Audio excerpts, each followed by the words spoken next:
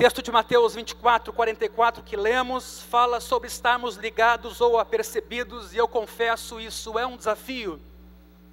É um desafio, porque nós estamos diretamente envolvidos com aquilo que vemos, e esperar aquilo que não vemos, talvez para nós seja algo extremamente desafiador. Nós somos as pessoas que convivem com aquilo que se toca, que se pega, que se enxerga, que se ouve, e de repente nós temos apenas uma palavra, uma promessa de que Jesus vai voltar. Como lidar com isso? Existem muitos textos que indicam que não podemos saber quando Jesus vai voltar. E eu estou me manifestando nesse sentido, e eu arrolei aqui vários textos, mas eu não vou ler esses textos com vocês, porque senão nós, infelizmente, não vamos chegar ao fim desse tema. Mas todos esses textos, que são muitos, indicam que nós não podemos saber, que vai ser de surpresa. Até hoje, todas as previsões do retorno de Jesus mostraram-se equivocadas, e elas foram muitas. Alguns já alegaram ter recebido, inclusive, novas revelações, além do texto bíblico, para detalhar o dia, a hora, ano em que Jesus vai voltar. Com isso, eles mobilizaram milhares de pessoas, que empolgadas, tomaram atitudes drásticas na sua vida, tiraram filhos da escola para que quando Jesus voltasse estivessem todos juntos, deixaram o seu trabalho, fizeram reservas de alimento, imaginando uma grande tribulação, mas depois veio a frustração. Lembremos do bug do milênio. Quanta literatura foi escrita em cima da mudança do milênio, e os sistemas de computação iriam se apagar, entrar em incompatibilidade, ia faltar comida, porque tudo é gerenciado por informática. Lembremos recentemente as brincadeiras que foram feitas com o calendário maia, que supostamente teria tido seu curso interrompido porque o autor do calendário foi ao banheiro. No fundo, brincadeiras que têm um tom de deboche para desprestigiar uma verdade bíblica. Jesus vai voltar e todo homem vai comparecer perante Deus para dar contas daquilo que tiver feito na sua vida aqui na terra. Será que Deus queria que soubéssemos essa data? Vá comigo a Mateus 24, 36.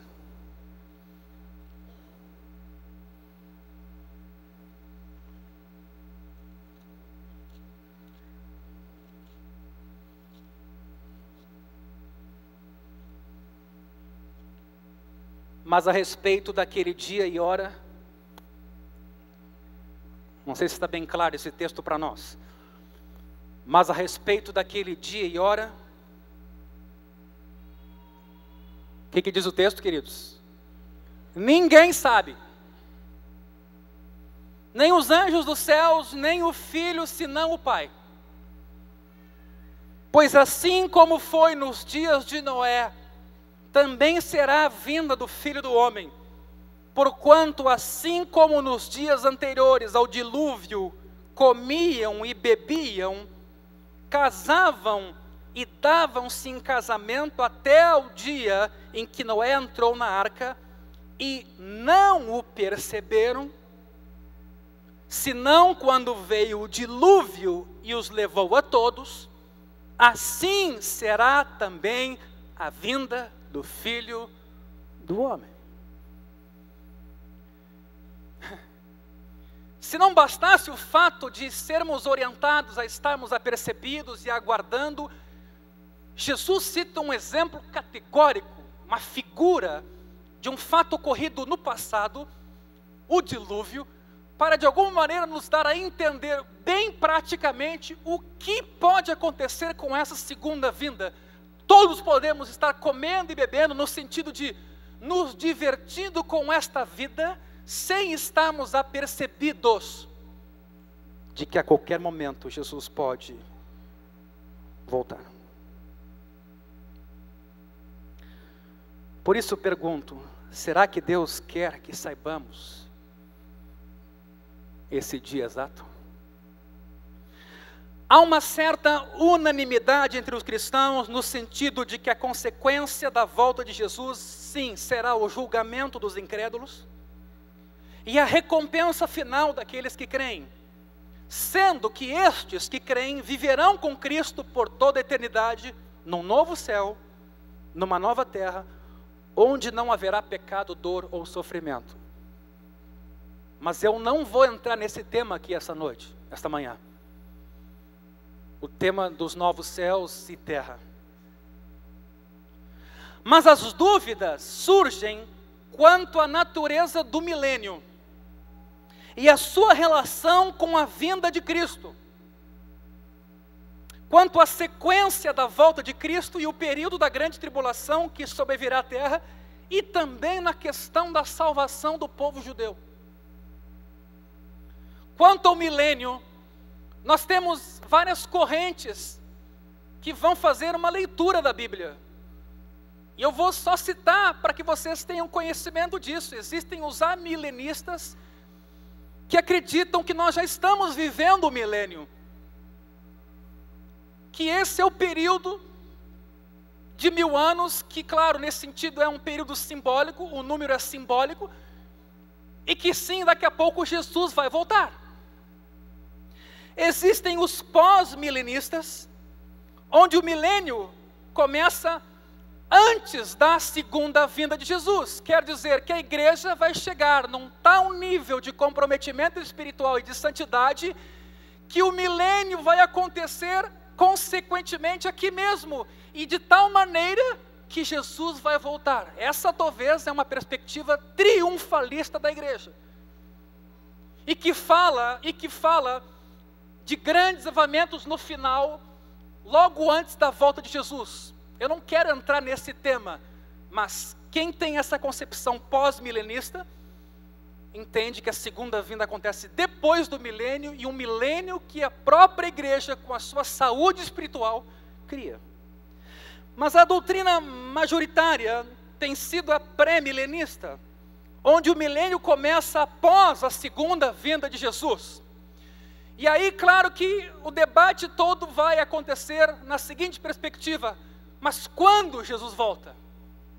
Antes da grande tribulação, no meio da grande tribulação ou no fim da grande tribulação? A perspectiva mais histórica, clássica, tem sido aquela de que Jesus volta depois da grande tribulação. Nesse sentido, toda a igreja participaria da grande tribulação, e quando Jesus então voltasse, aí sim iniciaria-se o milênio, e os cristãos reinariam com Cristo.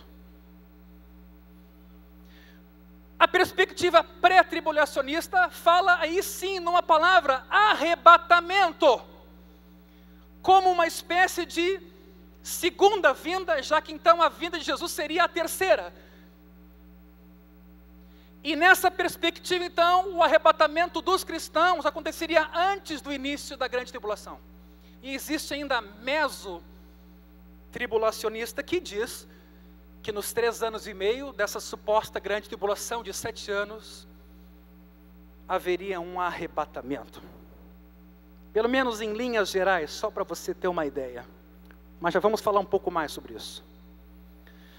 Segundo os textos que já vimos, a volta de Jesus poderia acontecer a qualquer momento. A qualquer momento. Por isso que eu falei que ela é iminente. E são muitos os textos que dão suporte a essa compreensão de que a qualquer momento Jesus pode voltar. Mas existem outros textos que parecem indicar que alguns sinais primeiro precisam acontecer para que Jesus volte. Quais são esses sinais? Primeiro, a pregação do evangelho a todas as nações. Você lembra lá de Mateus 24:14? O que diz lá? E será pregado este evangelho do reino por todo o mundo para testemunho a todas as nações, então virá o fim. Segundo sinal, a grande tribulação. Se você também pegar Mateus capítulo 24 e perceber, na decorrência da leitura, você vai ver que há de sobrevir sobre a terra uma grande tribulação como nunca houve. Esse é o termo usado. Não vou ler todos os textos, eu tenho eles aqui, mas não vou ler, porque senão é impossível. Um terceiro sinal, falsos profetas realizando sinais em nome de Cristo. Quarto, sinais no céu.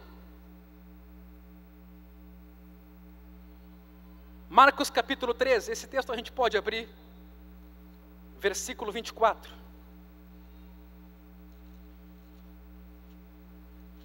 Marcos 13, 24.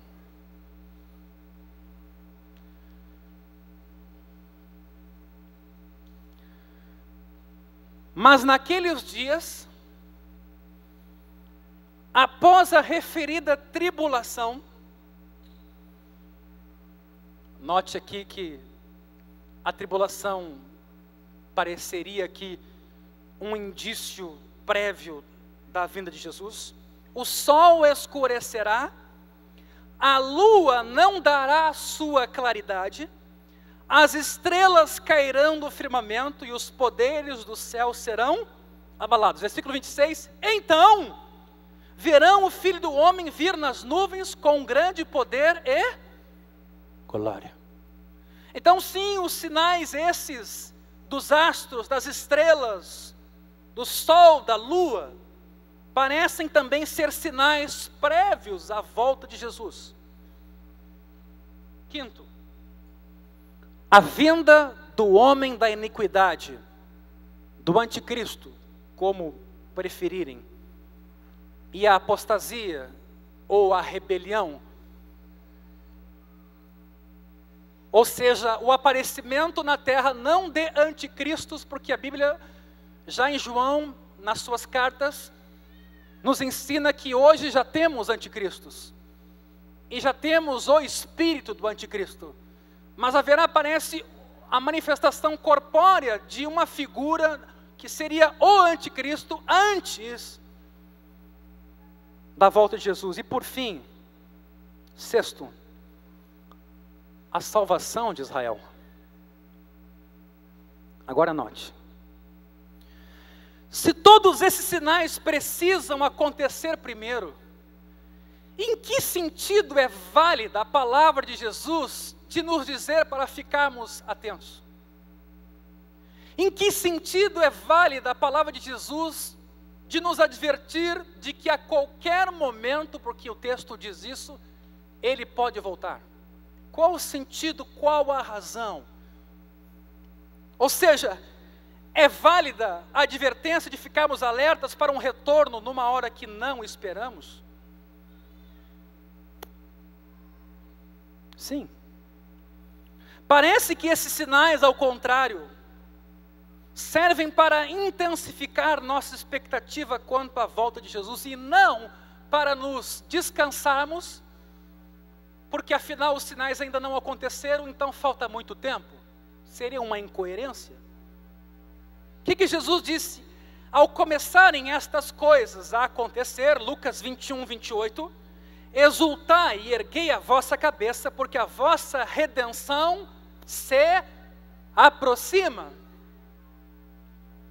Então, como conciliar, isso é importante, como conciliar a advertência para ficarmos alertas, se existem sinais que precisam acontecer primeiro? E talvez Jesus aqui nos ajude no sentido de dizer que os sinais nos ajudam a intensificar a nossa expectativa.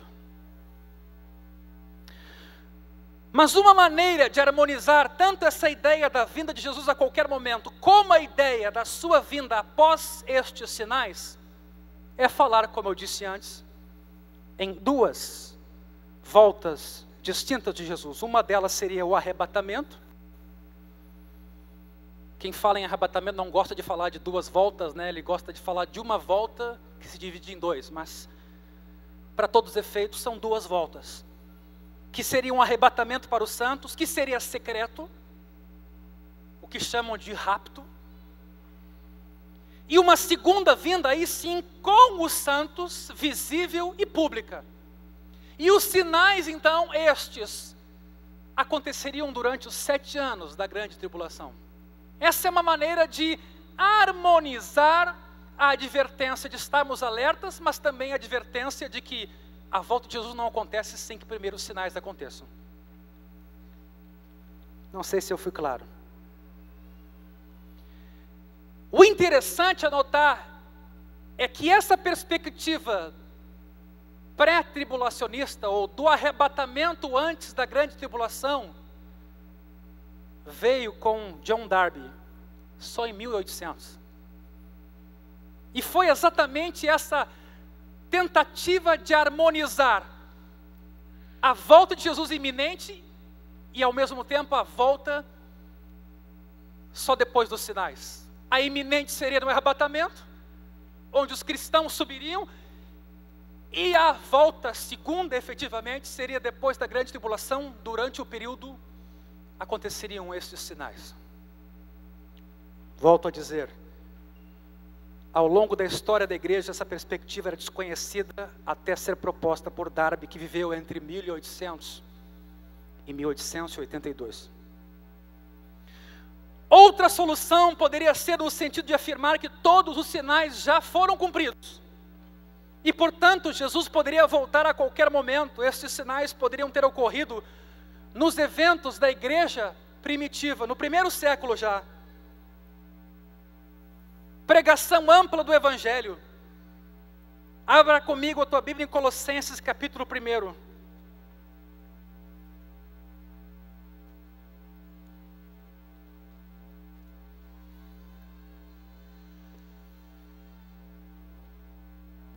Colossenses capítulo 1.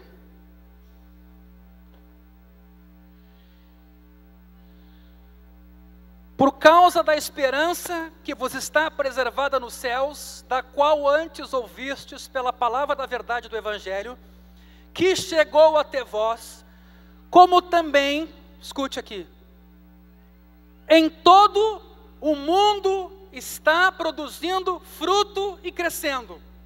A pergunta é, o que significava mundo naquela época? Que abrangência tinha? O mundo habitado, o mundo não habitado? Uma maneira de dizer que muitas pessoas estavam ouvindo o Evangelho, tal como acontece entre vós. Versículo 23. Se é que permaneceis na fé, alicerçados e firmes, não vos deixando afastar da esperança do Evangelho que ouvistes e que foi pregado a toda criatura debaixo do céu, do qual eu, Paulo, me tornei ministro. Bom, isso é uma afirmação do apóstolo Paulo. Agora, uma boa exegese desse texto, talvez não nos dá a garantia de que pontualmente todas as pessoas naquela época ouviram falar de Jesus, ouviram a boa notícia do Evangelho. Mas nós não podemos nos furtar de considerar esse texto. Qual outro sinal? Falsos profetas. Bom, é óbvio que no 1º século muitos falsos profetas surgiram em nome de Jesus. Isso é uma coisa que até não precisa ser destrinchada. E essa grande tribulação, pastor, há quem diga que na guerra dos 66 até os 70 anos depois de Cristo, houve uma grande tribulação na terra de Israel, e ainda em 132, com a última revolta dos judeus de Bar Kokhba, uma revolução ainda maior, onde muitos judeus foram mortos. Jerusalém foi arrasada, e quase a maioria dos judeus foram expulsos daquela terra. Aquela terra passou a ter outro nome, a Aelia Capitolina, de onde veio o nome Palestina. E o que falar da igreja perseguida hoje? Quantos de nós estamos cientes de que o nosso país é praticamente inigualável em liberdade religiosa? Não sei se você está ciente disso. Com muita dificuldade, um país europeu tem a liberdade que nós temos quanto ao Evangelho no nosso país. Uma Europa, berço do cristianismo, e que hoje vive um pós-cristianismo onde os direitos dos adolescentes, das crianças, se sobrepõem a direitos bíblicos de pessoa humana, nós vivemos no nosso país uma liberdade invejável.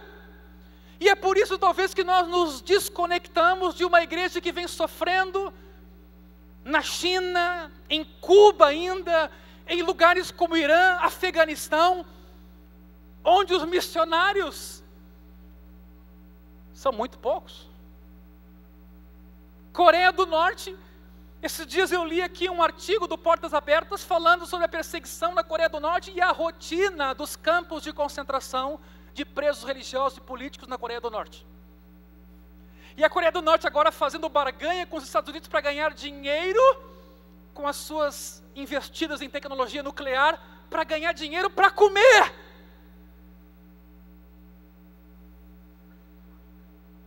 Isso nos é estranho, isso nos é distante.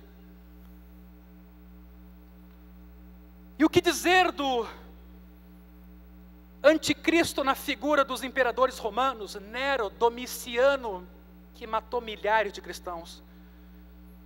Autoproclamaram-se Deus e exigiram um culto. Hitler, Stalin. Podemos considerar também que ao longo da história a salvação progressiva dos judeus está acontecendo. Talvez o mais difícil seria afirmar que os sinais do sol e da lua e das estrelas caindo do firmamento já teriam acontecido. No entanto, seriam fenômenos também que, se acontecessem, seriam fenômenos rápidos. O que ainda nos dá a entender que sim, a volta de Jesus pode ser iminente. Não estou afirmando, estou dizendo que pode. O importante é estarmos preparados. Mas alguém até pode objetar dizendo, não, é preciso conhecer os detalhes. Eu até concordo. Mas vejamos o que João nos diz em Apocalipse, capítulo 1, vá comigo ali.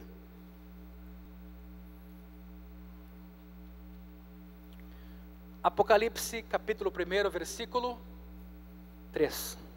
Bem-aventurados, felizes aqueles que leem e aqueles que ouvem as palavras da profecia e guardam as coisas nela escritas, pois o tempo está próximo.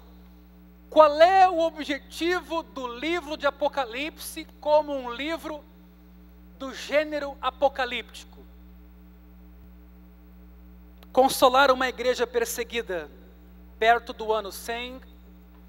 Estamos aqui como o imperador Domiciano, que implementou uma perseguição generalizada sobre o seu império.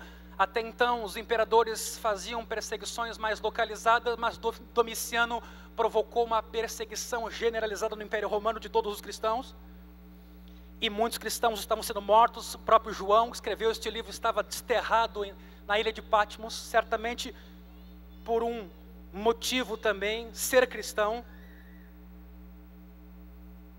E o que o imperador demandava era culto a si próprio. E neste dilema as pessoas tinham que escolher entre a vida ou culto ao imperador, ou entre a vida e negar a sua fé.